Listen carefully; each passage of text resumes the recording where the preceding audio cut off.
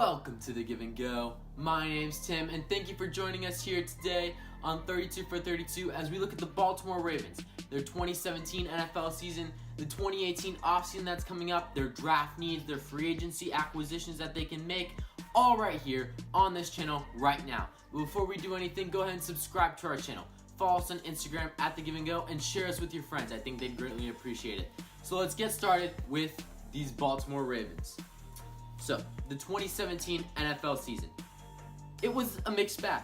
I gave them a B- for the whole entire season. They were exactly like the team from Washington, in my opinion.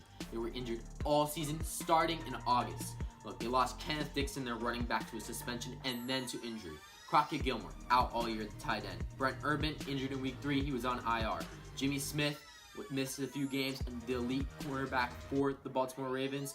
Danny Woodhead started the season on IR. Marshall Yanda, their core offensive guard on that team, he was out all season. And Tavon Young, the up and rising nickelback for that team, was out all year. This already thin team became thinner, and they had little depth to fill the positions of need. Look, they were an inconsistent team with defense that was driving the whole entire team in operation. Look, they shut out 3 teams. They shut out the Packers, the Dolphins, and the Bengals in week 1. Look, they had a really good defense. Their offense, though, not so much. They lost against inferior opponents and allowed the Bills to swoop in and steal their playoff spot. They lost to the Bears, Titans, and Bengals, and that all but finished their chances of making the playoffs. The highlight of their season, Alex Collins, the running back that played for Seattle and moved to Baltimore. He stepped up in a big way for the team, stealing the running back position from nearly all the challengers. Look, they had Terrence West, Danny Woodhead, and Buck Allen all vying for that #1 slot, and they just couldn't take the job away. He had nearly 1,000 yards with 3 other running backs trying to take his job. That's unheard of. And the defense played exceptionally well, especially without their nickel cornerback Tavon Young. And that should improve this upcoming year. That defense will be elite and a monster to deal with. For the 2018 offseason, they lost their defensive coordinator, Dean Pease, longtime defensive coordinator in Baltimore, and they replaced him with Don Martindale. He takes over an exceptional unit, and he should have no problem getting that defense to top 5 in the league once again. 2018 is a make-or-break year for John Harbaugh and Joe Flacco. Look, they haven't made the playoffs since 2014, and that is ridiculous. Most coaches don't make it that long. They have an extra long leash because of that Super Bowl, but this year is a make-or-break year. The Bengals are resetting. The Browns have a certain resurgence with whoever the new quarterback is. And the Steelers, they have offense issues with Le'Veon Bell in his contract situation. So we will see what happens in the AFC North this year. Weapons are a #1 priority for this team. Look, Flacco has been poor since his Super Bowl performance against the San Francisco 49ers, and it's in due part to weapons. Look, they have Alex Collins as the running back now. He's the starter. Danny Woodhead will likely be the scat back like the recently retired Matt Forte. The wide receiver position, Mike Wallace is a free agent this year. Jeremy Maclin and Brashad Perriman are the starters, and they need to pursue a #1 wide receiver. Brashad Perriman's been a bust out of UCF as he's been injured. Jeremy Maclin, he's been inconsistent as long as he's come from Philadelphia, and they have plenty of options in the draft, especially at pick number 16. They have Calvin Ridley, Christian Kirk, Cortland Sutton, and James Washington. They probably want to go pursue someone that has a big body like a Christian Kirk who can go up and grab that ball from Joe Flacco, one of the tallest quarterbacks in this league.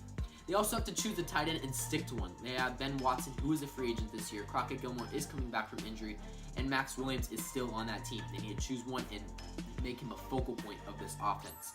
They also have to get healthy this offseason. I mentioned above that the offensive line, they lost Marshall Yanda, and he was the core linchpin on that team. The offensive line will be a force to reckon with once again this year.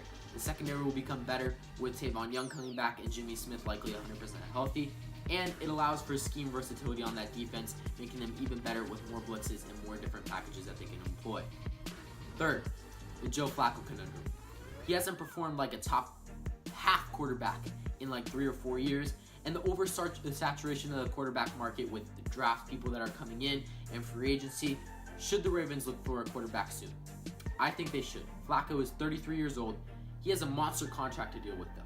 He has 3 years, $66 million left on that contract. They have $28 million in dead cap that they'd have to pick up if they let him go this year, which I'm not insinuating whatsoever. That contract expires in 2022. He'll be 35 years old at that point.